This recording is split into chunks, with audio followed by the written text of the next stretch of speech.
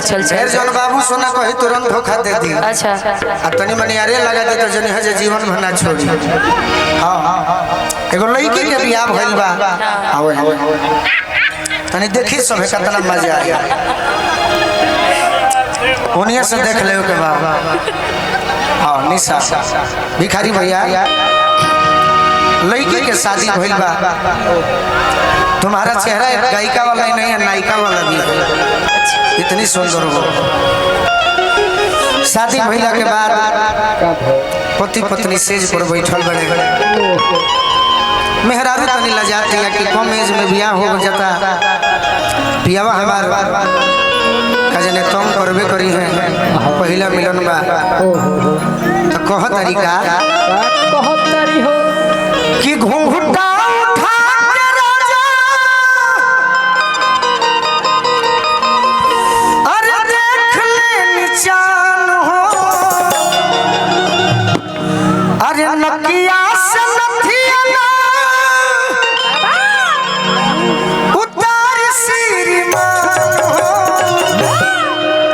मिलन हो चौथारी हो कि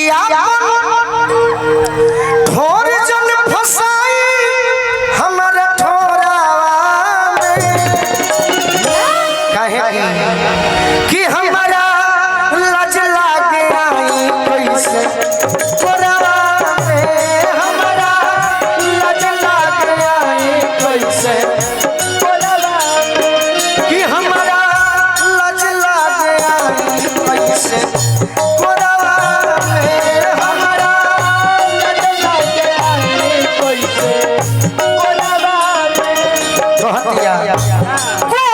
शरीर बाटे कचबाऊ मरिया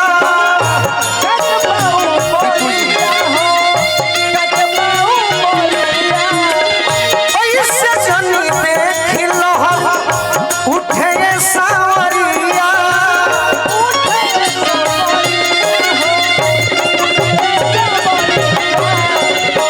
किया बड़ जन फसाई हमर तोड़ा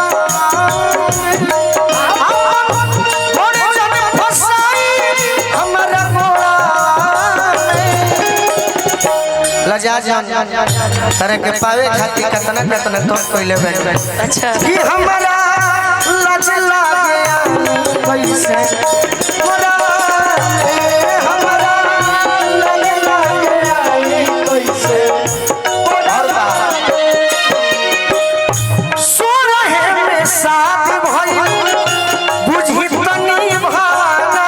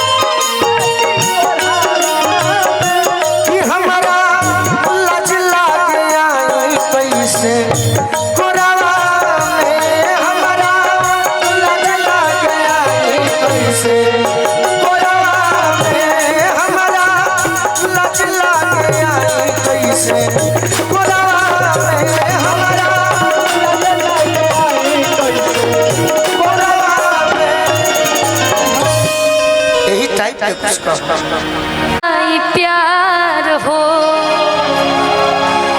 कि होवे लभर हमर दिलदार हो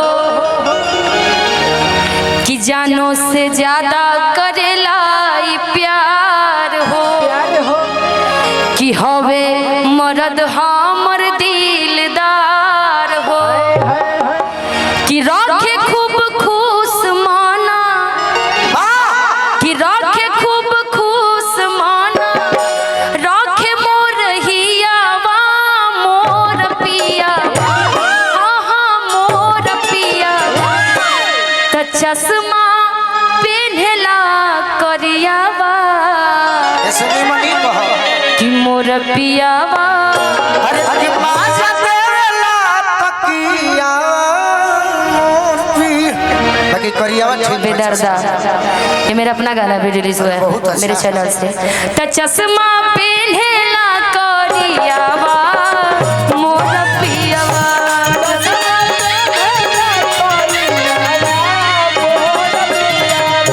त चश्मा पहनेला करियावा मोर पियावा,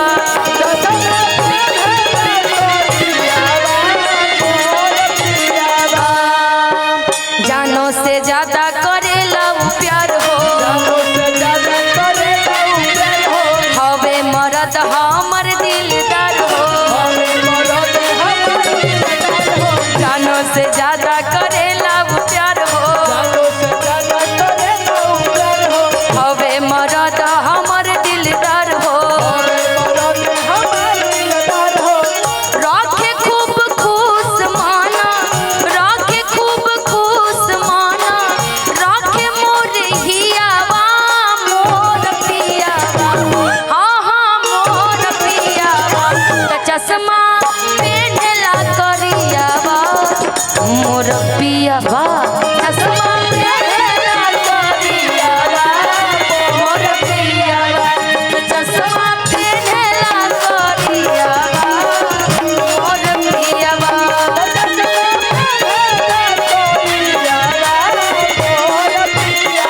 हमरा के धोखा दे के पियावा संगे अपने सखी से बड़ाई करता रुकी चश्मा पहने ला करियावा तोर पियावा। हमरा अमन जी के फरमाइश बा तोहरा मोहब्बत में ई जिंदगी खराब हो गई, तोहरा मोहब्बत में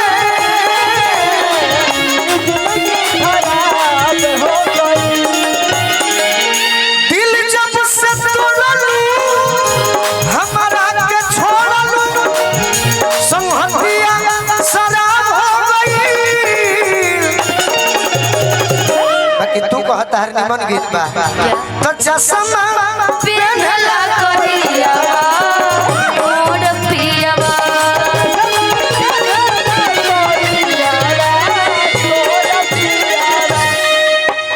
लेकिन जब पति प्यार करने वाला मिल जाए तो उस पत्नी वो बड़ी खुश होती है कि भाई हमारा प्यार करने वाला पति मिल गया।